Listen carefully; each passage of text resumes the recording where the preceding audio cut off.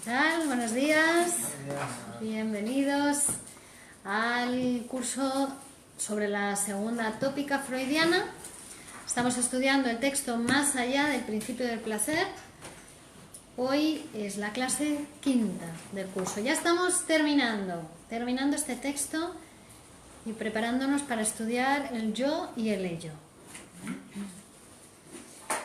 Les habla Virginia Baldomino, psicoanalista de la Escuela de Psicoanálisis Grupo Cero, desde la consulta de psicoanálisis en Alcalá de Henares, Madrid, España. Este es un curso organizado por la Escuela de Psicoanálisis Grupo Cero. Bien, hoy estamos estudiando el apartado 6 de Más allá del principio del placer y ya llegando al final del texto. En este punto 6 Freud nos va a diferenciar definitivamente, va a salir de una teoría dualista de los instintos a otra también dualista, porque el psicoanálisis siempre fue dualista. Cuando se dice el psicoanálisis es que lo explica todo por la sexualidad y ¿no? Se le acusa de pansexualismo a veces, es porque no se ha leído el psicoanálisis, porque el psicoanálisis es dualista, ¿no? Empieza hablando de los instintos de conservación, de los instintos del yo, ¿no? Y los instintos sexuales, que son los de conservación de la especie, los que llevan a la unión con el otro sexo para procrear la especie. Y en este texto va a ser definitivamente cuando Freud va a hablar de pulsión de vida, pulsión de muerte, ¿vale? Siempre dualista, siempre hay dos tendencias, ¿no? En el aparato psíquico. No es solo sexualidad, no es solo pulsión de vida, no es solo eros. También está tánatos, pulsión de muerte, puntuación, límite, ¿no? Bueno, lo que lleva a la unión, ya estuvimos hablando el otro día, que es la pulsión de vida, eros, sexualidad. Eso lleva a unirnos con otro o con otros, ¿no? Pulsión de vida. Y la pulsión de muerte es lo que lleva a la separación, a la puntuación. Sí, nos unimos, pero nos tenemos que separar para ir a trabajar, para después volvernos a unir, ¿no? Si nos quedamos juntos todo el día, así abrazados, no vamos a trabajar y eso es un desastre porque al final de mes, ya ves tú, cómo vas a pagar las facturas de la luz, del agua y el alquiler del piso, ¿no? Si no te separas del otro en algún momento, ¿no? Para hacer la vida. Es decir, que las dos trabajan para la vida. Pulsión de vida y pulsión de muerte son necesarias para la vida. O sea, siempre van combinadas, se van combinando, digamos que en la misma proporción incluso. Tienen que estar las dos. Cuando se separan, hay lío. Cuando pesa más pulsión de muerte o pulsión de vida, hay lío, va a llevar a la enfermedad o a la muerte, ¿no?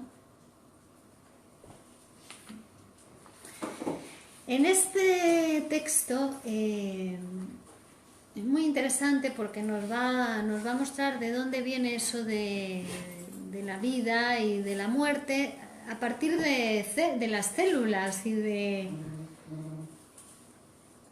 Es muy interesante, a mí me pareció muy interesante al volverlo a estudiar ahora, ver cómo todas las células de nuestro cuerpo están implicadas en el funcionamiento psíquico, está ahí, desde el funcionamiento celular, ¿no? Que a veces las enfermedades orgánicas, enfermedades biológicas, también tienen que ver con lo psíquico, bueno, la mayoría de las veces, ¿no? Por ejemplo, en un cáncer, ¿no? Hay dos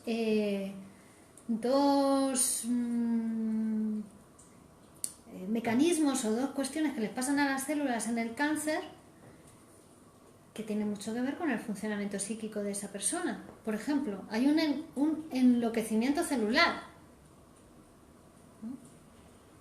Las células mutadas, que son muchas, las que se producen, que se están produciendo constantemente en nuestro cuerpo, células mutadas, células defectuosas, ¿no? Eso es todos los días en nuestro cuerpo, pero nuestro propio organismo las elimina. A veces son las propias células las que se autodestruyen. El mecanismo de apoptosis celular, ¿no? Tan mal, se destruye en favor del resto del organismo, para que el resto del organismo sobreviva. Y otras veces es el sistema inmunológico, otras células, ¿no?, que vienen a atacar o a destruir esas células mutadas. Bueno, pues en el cáncer pasa que las células mutadas no se autodestruyen, ¿no?, y además se proliferan de una manera alocada, una psicosis celular, empiezan a proliferar más rápido de lo normal, ¿no? Y por otra parte se tiene que dar una depresión en el sistema inmune, en el sistema inmunológico, que está deprimido, no puede atacar, no puede eliminar las células mutadas, ¿no? Por eso siempre un cáncer va a venir está precedido por una depresión, una melancolía, depresión psíquica y depresión del sistema inmunológico, que es como la otra cara, ¿no?, de la depresión. Bueno, esto para lo que vamos a ver hoy lo cuento porque vamos a ver qué relación puede tener. Freud aquí nos va a diferenciar entre lo que es el cuerpo, que es el soma, que es mortal y que tiene un tiempo de vida medio y que está sujeto a la muerte natural, y lo que son las células germinativas, que son potencialmente inmortales. Es decir, el óvulo y el espermatozoide son células que, si se unen, van a dar lugar a otra vida, a otra vida que se va a ir rodeando también de células, de soma, de cuerpo, ¿no? La multiplicación, la diferenciación y la producción celular que se produce, ¿no?, el óvulo es fecundado por el espermatozoide, y a partir de ahí se va a producir una producción celular que va a dar lugar a un nuevo cuerpo, a un nuevo sujeto, ¿no?, a un nuevo organismo. Se van a producir células y dan lugar a todos los órganos vitales, al cuerpo, todo, ¿no? Pero eso ha sido a partir de las células germinativas. Entonces Freud llega a pensar, dice, es como si esas células fuesen siempre inmortales, son potencialmente inmortales, porque van a dar lugar, cuando se une un espermatozoide a un nuevo óvulo, va a dar lugar a otra vida. Se muere el portador de ese espermatozoide o el portador de ese óvulo, se muere, pero las dos células son potencialmente inmortales, pueden ir dando lugar a nueva vida, ¿no?, cuando se unen a su contrario, digamos, ¿vale? Bajo ciertas condiciones favorables pueden formar un nuevo individuo y rodearse de un nuevo soma, un nuevo cuerpo. Ese cuerpo se muere otra vez, es mortal, pero las células germinativas pueden seguir dando lugar a otra vida, como si la vida de la especie fuese inmortal, ¿no? Mientras que el cuerpo del individuo es mortal y se muere. Entonces dice, hay dos fuerzas que están siempre en continua acción. Una fuerza que quiere llevar a la renovación de la vida, pero el otro día también hablábamos de otra fuerza que nos lleva como a intentar un estado anterior de tensión cero, ¿no? Es decir, que lleva a la materia orgánica a un estado inorgánico, una tendencia que nos devuelve de nuevo a lo inorgánico, a la tensión cero, que es la muerte, ¿no?, a la tranquilidad absoluta, a que nadie me moleste. O sea, que están las dos en nosotros, la tendencia a unirnos a otro que nos va a molestar, que, ¿no?, que te va a dar trabajo, pulsión de vida, eros, y pulsión de muerte, tendencia a lo inanimado, de lo animado a lo inanimado, a la quietud, al nivel cero de tensión. ¿Veis? Tiene más que ver con el principio de placer. La pulsión de muerte tiene más que ver con el principio de placer, con la búsqueda del placer, la tensión cero.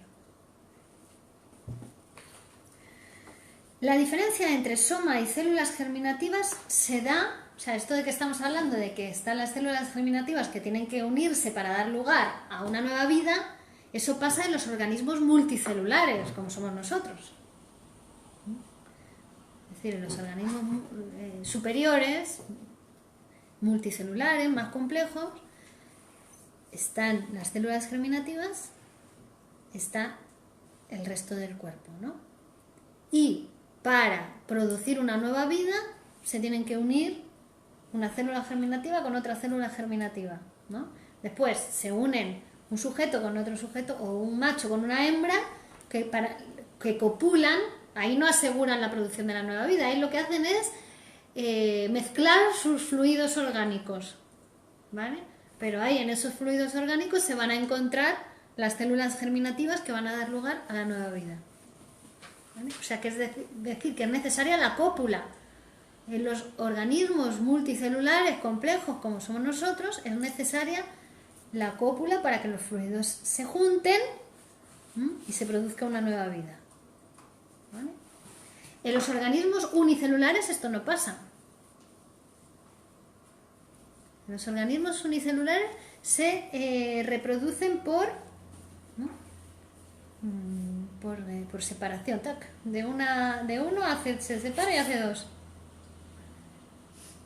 No hace falta, no hay sexos, son asexuales.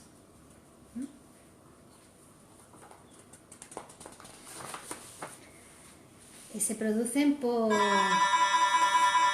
escisiparidad, se llama. El mecanismo por el cual no tienen una reproducción sexual, tienen una reproducción asexual. Escisiparidad, que es una forma de reproducción sexual que se lleva a cabo por fisión o por escisión, por rotura, por división. Hay un ser, un organismo unicelular, es decir, formado por una sola célula, se separa, se rompe y ahora ya son dos seres unicelulares. Así se reproducen, ¿no? Bueno, pero el ser humano no. El ser humano se tiene que unir a otro, que haya relación sexual, genital y fecundación. Y ese hecho lleva asociado el que somos mortales. Sí, se fecunda y se produce una nueva vida, pero nosotros morimos. El soma de la célula germinativa muere. Así que la muerte es como para la especie, es un mecanismo adaptativo, es un mecanismo de acomodación, de adaptación. Hola Reyes, buenos días. Es útil para la especie la muerte. Si no, no se produciría, pero es útil porque ¿para qué? Si son las células germinativas las que van a dar lugar a una nueva vida, ¿para qué sirve el soma? ¿No? Para la especie no sirve para nada. El cuerpo, después de que ya se ha fecundado, se ha producido una nueva vida, ya lo desecha. Claro, para la especie, no para el sujeto psíquico. El sujeto psíquico es otra cosa, ¿no? Porque ya hemos dicho que el ser humano es una especie que habla. Es lo que nos diferencia del resto de los animales. Nosotros hablamos, entonces ya somos sujetos psíquicos, ya no solamente la especie, aunque somos sujetos de la especie también, y la especie manda a veces, pero uno puede hacer otra cosa, ¿no? Por ejemplo, el amor, decimos, el amor es un sentimiento de la especie, porque el amor es lo que nos une a otras personas para poder procrear, para poder tener descendencia. Si no, nadie soportaría a nadie. El amor, el eros, nos lleva a unirnos a otro y tolerar determinadas cosas para trabajar para la especie, para que la especie siga procreando. Pero eso es como también con los animales. ¿Los animales igual? Igual, ¿no? Los animales... Pero también sienten amor, entonces... Pues probablemente, si por ejemplo la estructura de la familia, tal y como la entendemos, es una herencia animal. Los animales también se aparean y viven durante un tiempo en familia para proteger a las crías. Pasa que el ser humano, como es un sujeto psíquico, como está todo pervertido por el lenguaje, es el único que puede vivir en la cría 30, 40 años con los padres, porque todos los animales antes ya en unos días adquieren, o meses como mucho, cierta independencia ya de los progenitores, y ahí como que se destruye la familia que fue creada para darle protección a la cría durante un tiempo y dejarle salir al mundo, ¿no? En los humanos ya está todo tocado por el lenguaje, ya está todo pervertido por lo psíquico, ya, claro, cambia esa cuestión de la especie, ya está pervertida por lo psíquico, ¿no? Está todo tocado por lo psíquico, por el lenguaje. Cuando alguien no puede tener un hijo, por ejemplo, y está capacitado para tener un hijo, y tiene pareja, y lo intenta, y quiere y tal, hay que revisar lo psíquico.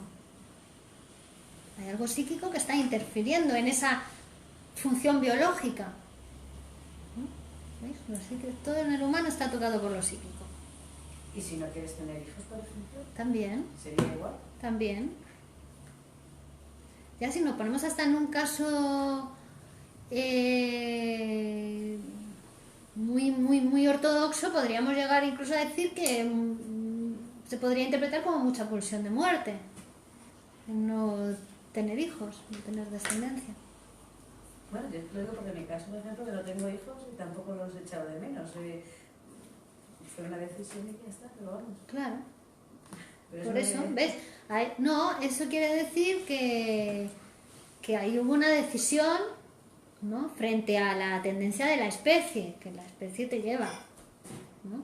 Y la especie hace que, yo qué sé, pues cualquier cosa, puede hacer cualquier cosa, le da igual a la especie, que la belleza, la inteligencia, le da igual. Su función es seguir que la especie siga viva, siga procreando. Pero somos sujetos de la especie también, por muy psíquicos que seamos y muy hablantes y todo, estamos sometidos también a la determinación de la especie.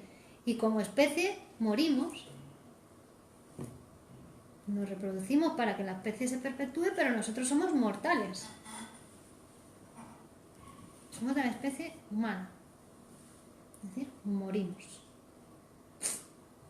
Y esto nos determina, ya, que tenemos un límite, una fecha de caducidad.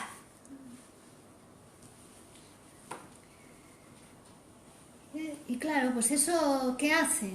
Eso también nos habla de que, pues, que va a haber un momento donde la vida va a seguir y nosotros no estemos.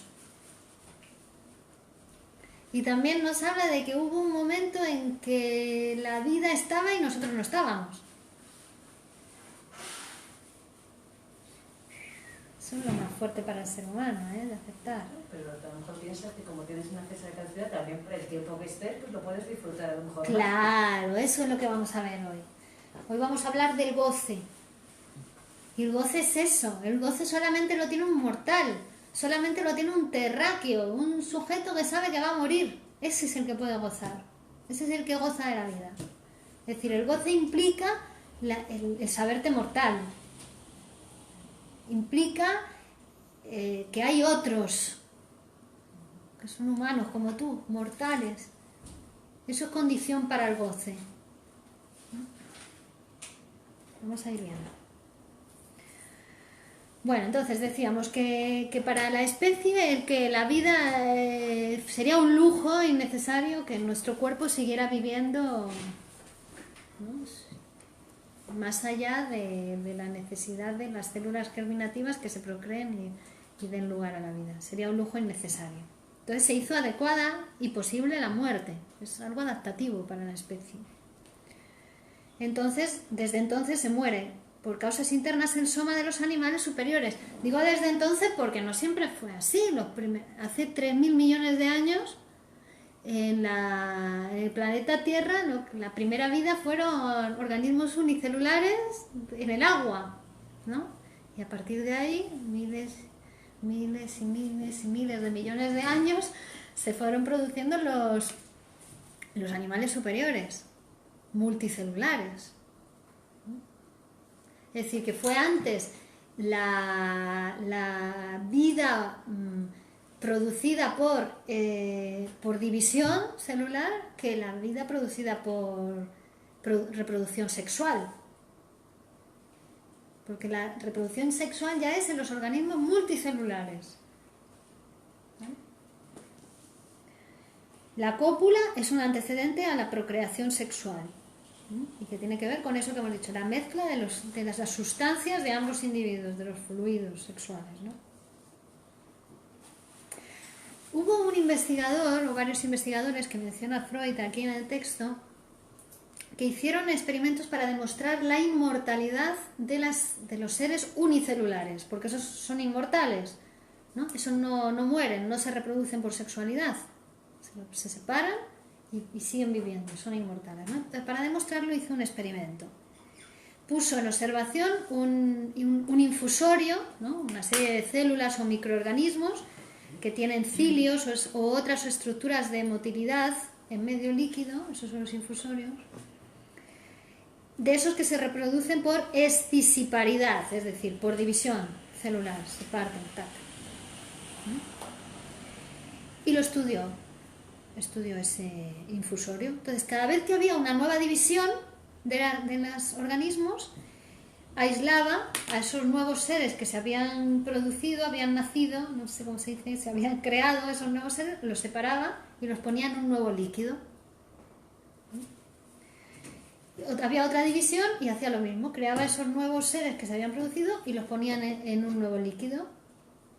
Y así hasta la generación 3029. ¿Vale? Y vio que el último descendiente tenía la misma vitalidad, la misma fuerza, ¿no?, que el primero del que había partido. ¿Vale?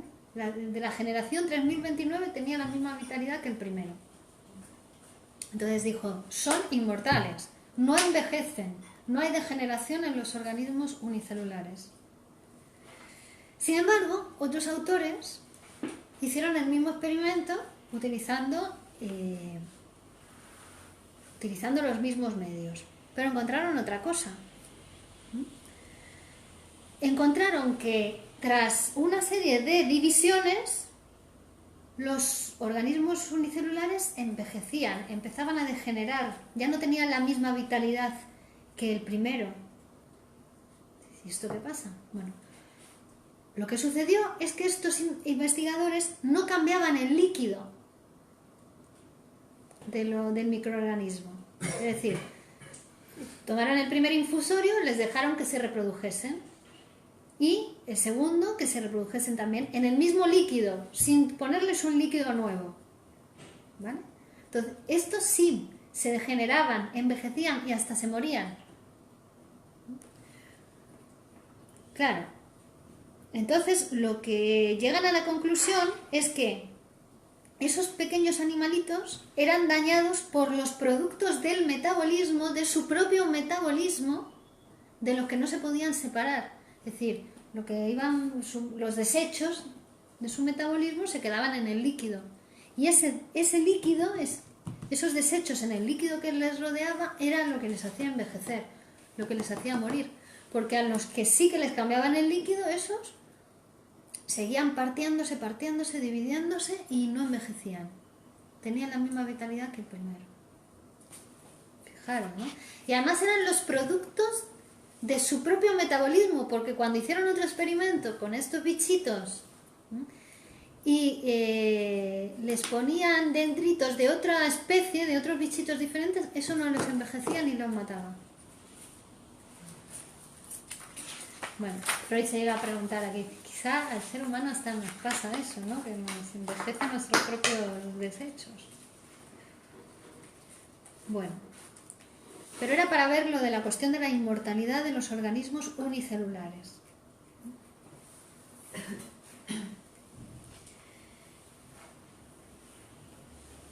Intentando aplicar la teoría de la libido, que ya sabéis cuál es, ¿no? La libido es la energía sexual. O sea, la pulsión de vida, que decimos el eros, trabaja con libido, energía sexual. Es la energía con la que rodeamos a los objetos. Yo ahora miro a Noemí, yo estoy poniendo mi libido en ella, ¿no? La rodeo. Señor, estoy rodeándome con mi libido. Lo hablo, lo escucho. Hay una relación libidinal, ¿no?, entre ambos. Es decir, la libido es un órgano sexual con el que rodeamos a los objetos. Hasta un bolígrafo que te encanta. ¡Ay, mi tablet! ¡Cómo me encanta! ¡Cómo me gusta! La estoy libidinizando, estoy poniendo mi libido. Además siempre hace así, rodea a los objetos y vuelve al yo. La libido parte del yo, del sujeto, rodea a los objetos y vuelve al yo. Bueno, pues los instintos sexuales actúan en cada célula que toman a otras células como objeto. Es decir, cuando una célula germinativa se une a otra célula germinativa, también es por la libido. También es la energía sexual la que lleva a la unión de las células germinativas. Y ahí, cuando una célula se une a otra célula, también se neutraliza, digamos, la pulsión de muerte. También en las células hay unión y separación. Hay pulsión de vida y pulsión de muerte a nivel celular. Por eso empecé hablando del tema del cáncer y del tema de la cuestión celular. Porque la pulsión de vida y la pulsión de muerte está ya en cada célula de nuestro cuerpo. Cuando se une a una célula se une a otra célula, sería por acción de la pulsión de vida. Pero cuando se diferencian, se separan, también está actuando la pulsión de muerte. ¿Veis? Siempre están las dos trabajando para la vida, pulsión de vida, pulsión de muerte. Cuando en las enfermedades autoinmunes, por ejemplo, ¿qué es lo que pasa? Que el sistema inmunológico no diferencia entre lo que es parte del propio sistema y lo que es un agente externo dañino. Y entonces actúa contra el propio sistema, contra el propio cuerpo, como si fuera un agente exterior dañino. Hay una cuestión con la discriminación, con la capacidad de diferenciar en las enfermedades autoinmunes. Que desde ahí, que desde el funcionamiento celular ya está trabajando la pulsión de vida, pulsión de muerte, y tienen que estar unidas. Cuando se produce una diferenciación, afecta a todo, también al funcionamiento celular, ¿no?, de nuestro organismo. Fijaos, Bueno, algunas células se sacrifican en el ejercicio de esta función libidinosa. Es decir, para que viva el resto del organismo, algunas células se autodestruyen, se matan. Entonces, la multicelularidad, los organismos multicelulares como somos nosotros, dice, podría haber sido, en la evolución de las especies, ¿no?, un medio para prolongar la duración de vida de los organismos. Llega incluso hasta preguntarse si quizá eso de agruparse en las células para formar un organismo y revestirse de un mecanismo protector que es la conciencia, como vimos el otro día, ¿no?, cómo la conciencia protege el aparato, y los órganos de los sentidos también tienen sus propios mecanismos de protección. Si no, sería una manera de que todas esas células unidas han conseguido para sobrevivir más.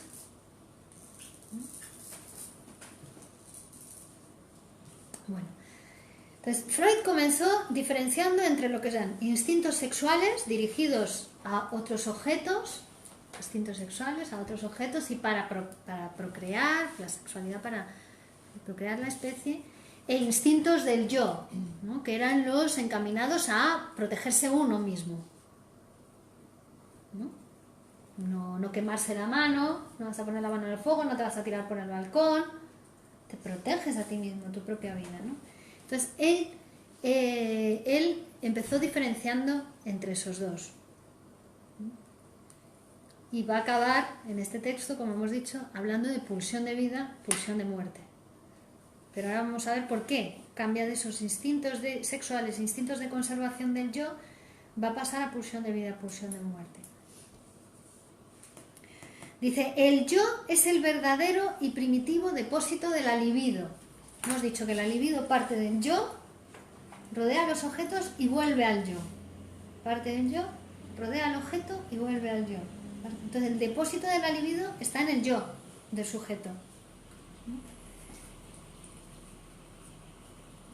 Yo. Después ya en el siguiente tema vamos a hablar de yo, ello y superyo y vamos a ver dónde está la libido. ¿Vale? Pero de momento todavía no ha llegado a eso, Freud. Estamos en más allá del principio del placer. Entonces dice, el yo también es un objeto para la libido. Es decir, que uno puede elegir como objeto amoroso su propio yo. Puede convertirse en su objeto amoroso, que eso es el narcisismo. La libido del sujeto está puesta en su yo. Se ama a sí mismo, narciso. Se mira en el agua y se ve a sí mismo, ¿no? La historia de Narciso es que se ahogó, ¿no? Mirándose a sí mismo en el agua.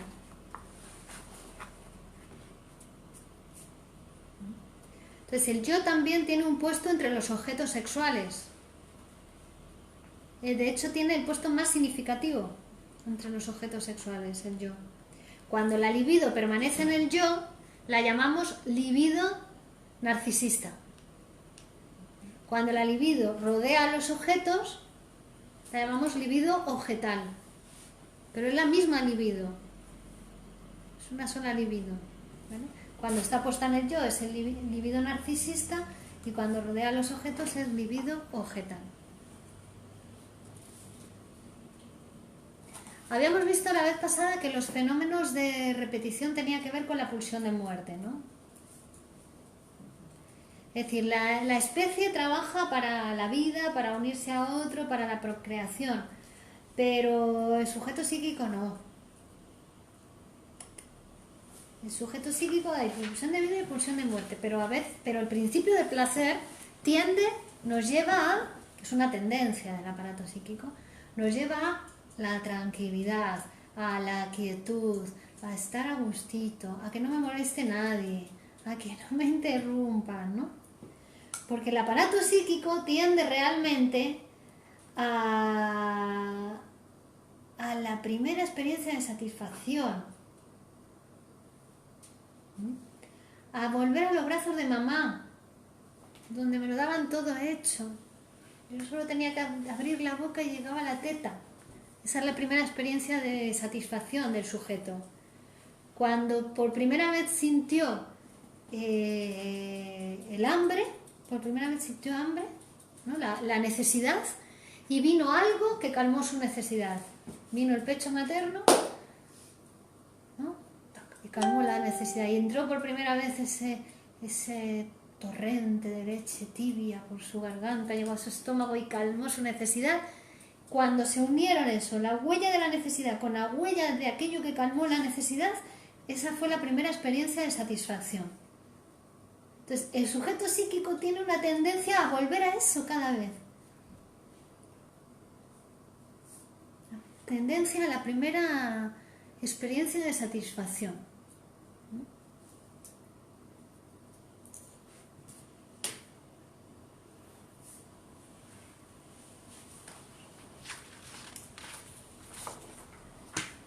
Es decir, está pulsión de vida y está pulsión de muerte. Siempre.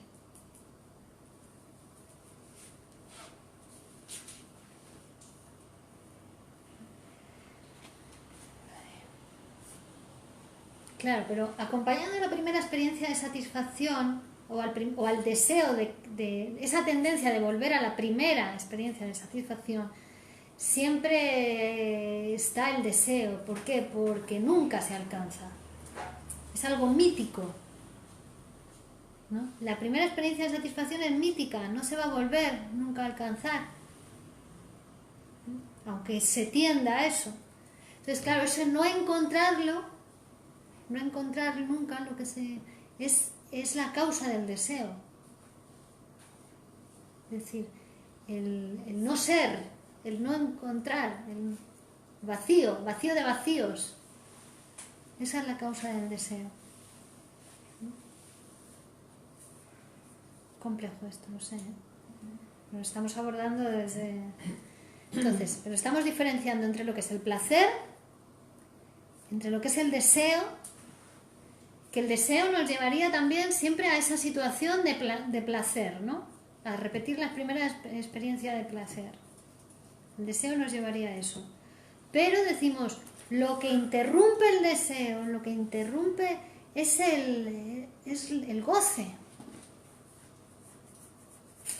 Es decir, cuando llega la pulsión de muerte, la puntuación, e interrumpe esa tendencia del deseo a volver a la primera experiencia de satisfacción, eso es la pulsión de muerte, eso es el goce, eso es la vida. Eso es la vida. Todo aquello que nos hace más largo el camino hacia la muerte, el camino hacia la quietud, el camino hacia el placer total, eso es la vida. Es decir, tiene que estar la pulsión de muerte. Y el goce es eso, el goce siempre va a tener que ver con aceptarse mortal. Gozar, soy mortal, me voy a morir, sí, voy a gozar de la vida. Y además necesito de otros para gozar. Si eso es uno solo, es goce autoerótico, que es con la mamá, con esa mamá que te dio la teta, que ya no existe tampoco. Pues ya no tiene las tetas turgentes, ya las tiene caídas, esa mamá. ¿Veis? Ya no es esa que uno tiene en su deseo, ¿no? Que aspira a encontrar de nuevo. O sea que está la tendencia de la especie. Somos sujetos de la especie, pero también somos sujetos psíquicos. Con la tendencia al placer, a la búsqueda del placer. Pero está la pulsión de muerte. Pulsión de muerte que además es necesaria para la vida, que viene a interrumpir esa tendencia hacia el placer, a nivel cero de tensión, ¿no?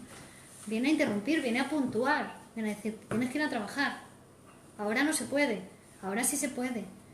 Te das un beso, sí, pero no puede durar más de 5 minutos porque necesitas respirar, ¿no? Viene a poner puntos, comas en tu vida, trabaja para la vida, si no te asfixiarías. Y la compulsión a la repetición, de la que hemos estado hablando, también esa tendencia a repetir,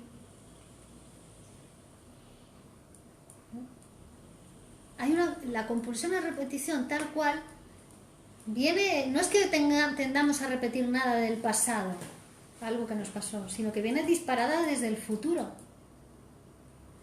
Viene disparada desde el hecho de que somos mortales. Es decir, más correcta la frase, vivimos como vamos a morir.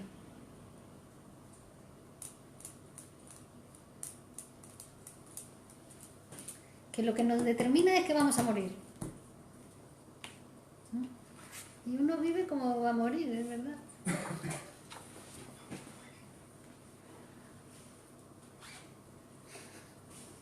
Pero no termino yo de entenderlo. Vive una persona vive como va a morir, ¿en qué sentido? No termino yo de comprender. ¿Es una persona apasionada, muere apasionadamente o como para ser eso?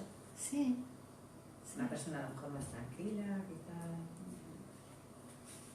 más tranquila, o sea, depende de cómo sea esa persona. Sí, sí, que cada uno va a morir de manera diferente. Un poco cómo vas a morir. Pero es más bien al revés. Cómo vas a morir determina tu vida. Y es desde ahí donde se dispara la compulsión a la repetición. ¿Cómo repites? ¿Cómo vas a morir que te hace repetir? ¿No? En tu síntoma, en tu manera, ¿no? Es decir, que si aceptas que te vas a morir, vas a vivir, digamos... Puedes transformarte. Sí, si ya lo tienes aceptado, digámoslo así. Si ya puedes cuidarte, claro. Cuando claro, uno acepta que es mortal, que se va a morir, se cuida más. Valora más la vida, digamos. Valora más la vida. Entonces la compulsión de repetición tiene que ver con con la compulsión de muerte? ¿O cómo es? Tiene que ver con el ser mortal, la compulsión a la repetición. Es como una manera de tapar la mortalidad.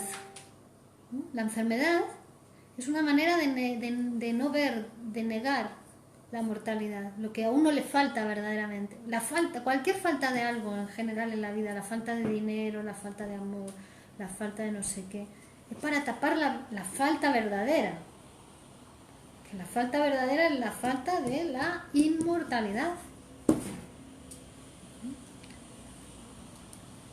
Hay gente que vive como inmortal, ¿no? Esto ya lo hemos comentado alguna vez. Vive como inmortal. No se cuida, no se protege las relaciones sexuales, va con el coche a 300 por hora, se saltan los semáforos, no hay ley, no hay otros. Vive como inmortal. Tapa esa falta, que es la única falta que tenemos. La única falta que tenemos es que nos morimos, que no somos inmortales. Que morimos, que nuestra vida tiene un límite, que después de ahí ya vamos a ser no ser. Habrá otros, no seremos nosotros. Y desde ahí también se disparan muchos celos, envidias, de que el mundo va a seguir cuando nosotros no estemos y que el mundo estaba antes de que nosotros llegáramos. Muchos celos en la pareja tienen que ver con eso. Ah, que tú estuviste con otra chica antes que conmigo. ¿No? O con otro chico antes que conmigo. Pues el mundo existía antes de que yo naciera.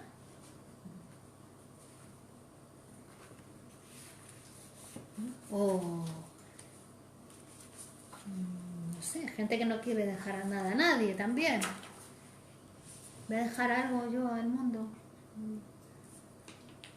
No, si yo siempre voy a vivir.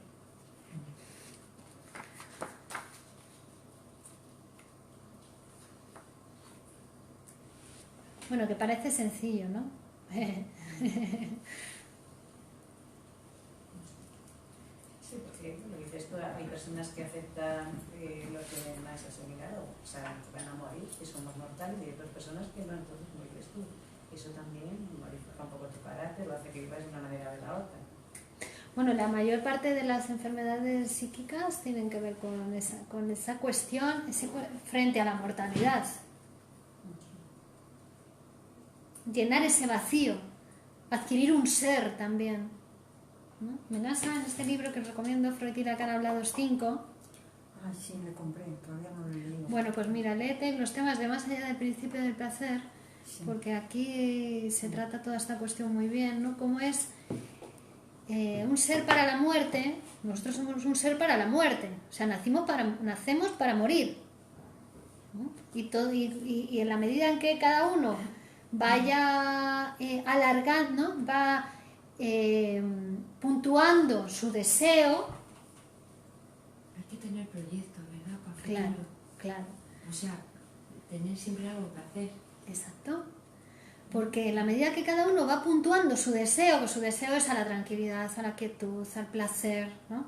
Va puntuando su deseo, va alargando la vida. Bueno, a lo mejor nacemos para morir hasta que descubramos la inmortalidad, que a lo mejor se puede descubrir. Bueno, mira, la locura tiene mucho que ver con eso. La locura, la psicosis, la posición de la psicosis es más que una negación de la inmortalidad, es más todavía, ¿no? Es se llama forclusión.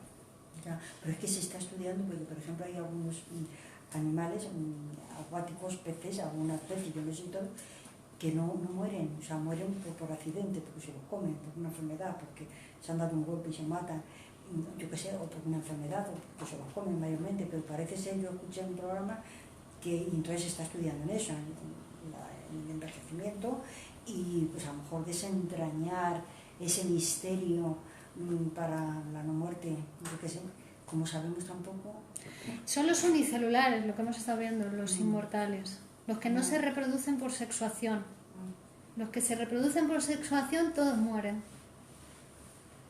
Por eso la sexualidad tiene tanto que ver con la muerte y por eso la sexualidad da tanto susto a veces, ¿no? Porque es que tiene que ver con el hecho de somos hijos de padre, madre, somos mortales, ¿no? Entonces, se está estudiando, yo no sé hasta qué punto eso es locura o es ciencia, no lo sé. Lo que sí que está claro es que el envejecimiento se puede mejorar, se puede vivir, ya se cree que, vamos, según la ciencia se puede vivir hasta los 200 años el ser humano, pero moriría por anquilosis de la columna vertebral. Sería la muerte natural. Pero no sabemos lo que pasará si la Tierra sigue existiendo. Somos sujetos mortales y si antes lo aceptamos, a mí me parece que es claro. Yo sí lo acepto, ¿no? Sí, pero ves, siempre hay, en el ser humano siempre hay esa tendencia a mí me encantaría no morir nunca, ¿no? A mí sí, porque aprendes y tienes que aprender a ser feliz. Yo pienso que llegaría un momento y así sería un aburrimiento. Pues no sé, pero porque lo no lo he emocionante de la verdad es experimentado. que sabes que es Claro. un paso, por lo menos lo que yo pienso. Entonces, Claro. eso es lo emocionante. No, pero eso es una teoría, porque realmente tampoco yo no he experimentado de que me aburro de vivir. Hay cosas de la vida, por supuesto, que no me gustan, claro. Pero claro, eso es una teoría, eso es decir, pues quiero morir, para querer morir tienes que estar sufriendo mucho, pero si no... Bueno, pero puedes decir, soy mortal, yo soy eso mortal, sí, claro. acepto ser mortal Sí, y claro. ahora me voy a divertir para morir lo más tarde posible. Claro, cuidarte un poco a lo mejor para decir, bueno, pues voy a alargarlo lo más que pueda. Quizás vivir lo mejor que pueda y estar lo más sano que pueda, es lo que yo pienso. Sí, pero si aceptas que vas a morir, pues yo creo que llega un momento que vives más feliz. Claro, porque el hecho es que somos Porque lo tienes mortales. asimilado, claro. O sea, eso es una hipótesis. Ay, algún día alcanzaremos la inmortalidad, algún día seremos dioses. Porque Pues sí. los inmortales son los dioses. Eso es una hipótesis. Pues sí. No. Bueno, fíjate, si llega ya, se cree que algún planeta lo pueden hacer como la Tierra, o sea, hacer que Bueno, se pero cree oxígeno. eso es más fácil hacer que el hombre sea inmortal. Hay tantos misterios que... O sea, es más fácil que haya vida en otros planetas Hombre, eso está exactamente clarísimo. igual a la nuestra que el hombre sea inmortal. Bueno, eso está Pero muy para que claro. queremos otro planeta si tenemos este Vamos a es cuidar muy bonito. Sí, Claro. pero este acabará muriendo, eso ya se sabe. Eso ya se Bueno. sabe, se está acercando a eso, ya es una cosa que se sabe. Este planeta morirá como todo. Porque es mortal. De momento sí, claro. Porque tiene vida. Claro, pero se sabe que va a morir, claro, por supuesto. Por Bueno, eso pero- se está estudiando en buscar otro. Pero veis, esta discusión, el psicótico la tiene. Y el psicótico elige, yo soy inmortal. Yo no tengo padre, vengo solamente de mi madre. ¿No? La psicosis es la negación del nombre del padre, y es un inmortal. ¿No? Pero todas las estructuras psíquicas son frente a esta cuestión de la mortalidad, ¿eh? Frente a la sexualidad, frente a la mortalidad, frente a la diferencia sexual, porque también la diferencia sexual trae la cuestión de la reproducción sexual. Frente a la mujer, que trae la diferencia sexual, porque en los niños, si recordáis cuando vimos 3 ensayos para una teoría sexual y otros temas sobre la sexualidad, en los niños hasta la pubertad, prácticamente hasta la metamorfosis de la pubertad, no hay femenino, ¿no? Es todo masculino. Y en los niños en la etapa fálica es todo masculino. Hay unos que tienen y otros que no tienen. Hay fálico y fálico castrado. Él tiene cositas de pipí y ella no tiene. Pero no es que porque ella sea femenino, ella sea otra cosa. No, es que ella no tiene. Entonces muchos adultos queda luego la cuestión esta infantil, la teoría infantil de que él tiene y ella no tiene. Entonces ella es menos porque no tiene, ¿no? Cuando realmente ella ninguno tiene, primero, ninguno tiene la inmortalidad, pero cada uno luego tiene un órgano sexual diferente. Ella tiene vagina y él tiene pene, ¿no? Que la vagina es más difícil de construir tanto en él como en ella porque no se ve. Entonces ya tienes que confiar en la ciencia, en lo simbólico para simbolizarla, ¿no? Y es una adquisición posterior en el desarrollo psíquico, la vagina al pene, porque el pene se ve. Viene como más con la adquisición de lo simbólico, con la diferencia sexual, la aceptación de la diferencia sexual, de la reproducción, de la intervención de los órganos sexuales y cómo se procrea una vida nueva. Pero hay que construirla. La feminidad es más tardía en la adquisición psíquica que la masculinidad también. Pero hasta que no hay feminidad, realmente no hay masculinidad, porque no hay diferencia sexual. Hasta que no se adquiere lo femenino, cada uno, sea un hombre o sea una mujer. ¿No? Psíquicamente hablando, hablamos en psicoanálisis de los 4 sexos: padre, madre, hombre, mujer. Son los 4 sexos que hay en cada persona. Padre y madre se adquieren en la sexualidad infantil, en la primera etapa de sexualidad infantil. Hombre, mujer se adquieren en la segunda etapa de la sexualidad, ya sería sexualidad genital. Todo son construcciones psíquicas, son significantes, que después te permiten estar en posición padre, en posición madre, en posición hombre o en posición mujer en la vida, en las situaciones de la vida. ¿Veis? Pero claro, es frente a esa cuestión de la mortalidad cuando se producen regresiones. Es decir, todo el mundo lo adquirió, todo el mundo se constituyó como un sujeto psíquico completo. ¿Vale? No hay nada que no se haya conformado totalmente en el enfermo mental. Incluso en la enfermedad mental más grave, todo se ha compuesto en el aparato psíquico, pero como no le ha gustado, ha regresado a etapas anteriores. No le ha gustado eso de la mortalidad y entonces regresa. Pues no, yo no, de esto no quiero saber nada, forcluyo. O de esto no quiero saber nada, reniego. Pero es frente a eso, frente a ese saber, ¿no? Del no ser, del vacío, de la muerte, ¿no? Vacío de vacíos, dicen. Como no hemos muerto todavía, no sabemos. Claro. A veces alguno se enferma frente a esa incertidumbre del no saber, del no ser, se enferma para adquirir un ser. Ya soy ulceroso, soy epiléptico, y ya tiene un ser, adquiere un ser así, ¿no? Sin trabajo, además, bueno, con un trabajo, porque lleva mucho trabajo la enfermedad, lleva un trabajo de la leche, no solamente producirla, sino después mantenerla en el tiempo. Lleva muchísimos recursos psíquicos, económicos, de todo tipo, ¿no? Pero adquirió un ser de esa manera, en vez de, pues yo qué sé, también uno puede ser médico, ¿no? Hacer una carrera y poner el trabajo en otro lugar y ser médico, o es psicoanalista, o es carpintero, lo que sea, ¿no?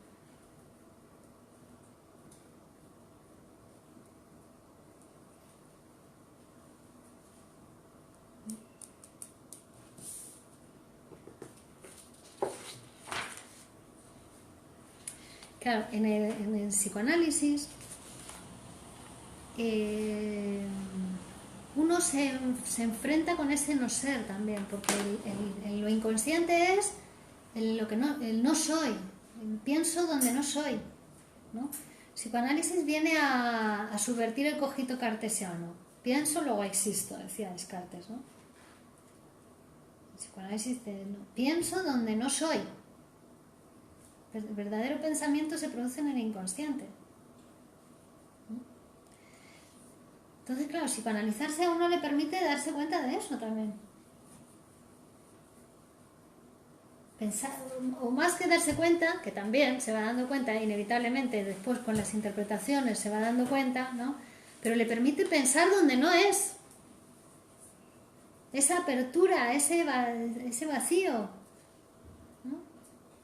que precisamente es lo que te da la juventud, lo que te da la vitalidad, el saber que no se alcanza nunca, que no se alcanza, que no se llega a ningún lugar, que llegas y dices, ahí va, pero si ahora yo pensaba que esto era, que una vez que llegase aquí iba a alcanzar algo y he llegado y estoy igual,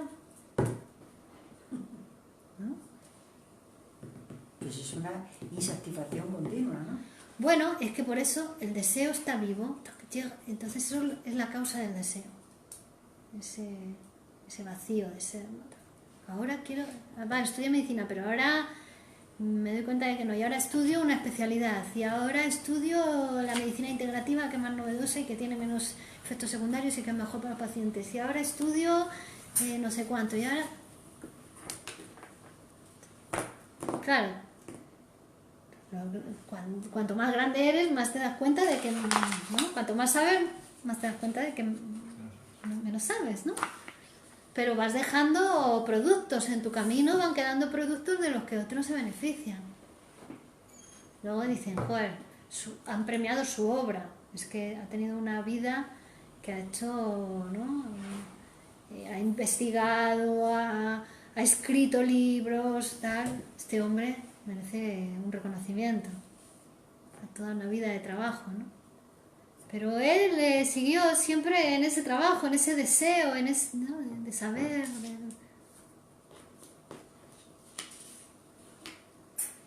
Por ejemplo, ¿no?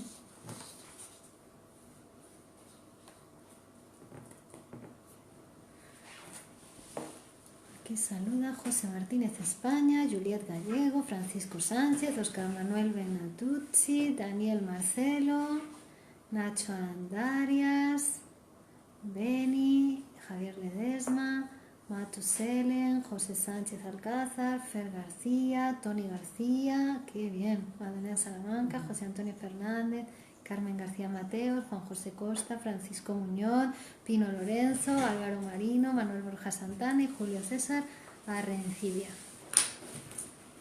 Tema interesante este. Yo es que eso no acabo de comprenderlo, pero bueno. No, hay que estudiarlo. Ya, hay que estudiarlo. Sí. Este libro que te has comprado y que ni has empezado a leer, bueno, Margarita. No sé qué me pasa, que no tengo tiempo, yo es que no sé Bueno, qué me pasa.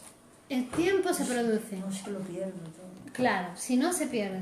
Bueno, ni se pierde ni se tiene, porque realmente se produce. Si te sientas en casa y te lees una página, ese es el tiempo, has producido ese tiempo.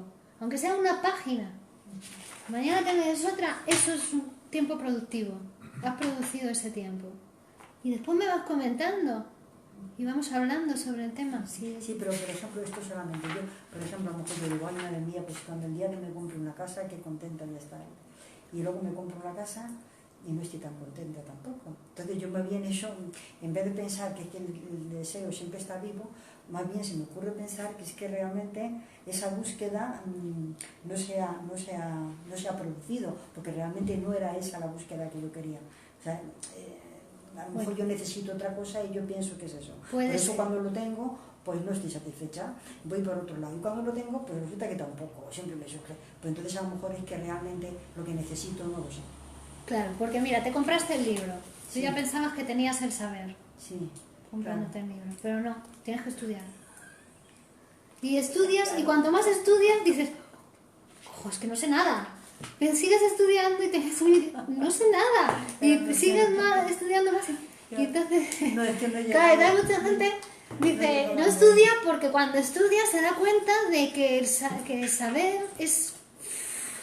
¿no? Y que hay que seguir estudiando para saber y saber y saber. No porque no tengan capacidad, no porque no tengan... Es porque se enfrentan a ese vacío de ser. Claro. Ese vacío que no sabes cómo llenarlo, ¿no? Porque Claro. que nunca lo tienes lleno. Claro. Pero yo más bien pienso que es que si no está lleno es porque no sé realmente lo que quiero. No. ¿No? No. ¿Ves? Eso es para tapar el vacío. Ah.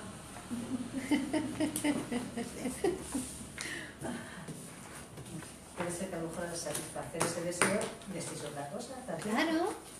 Es lo que yo creo que tú has dicho, siempre tienes un continuo deseo. Claro, Una que no vez era eso. satisfaces uno, vas Sí, a otro. y que no era eso, que no se satisface. Claro, que yo creí que era eso y luego resulta que lo tiene y de tu pues no. Que no era eso.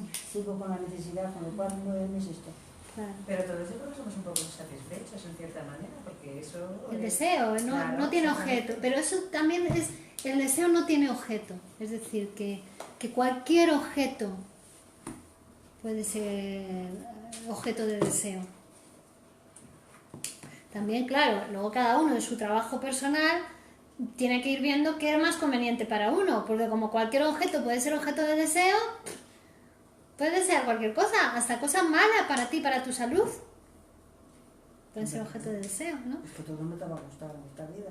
Pero, claro, pero si te trabajas, puedes ir eligiendo aquellas cosas más convenientes para ti. Sí, es que a lo mejor las cosas más convenientes para ti no te gustan. Ah, claro.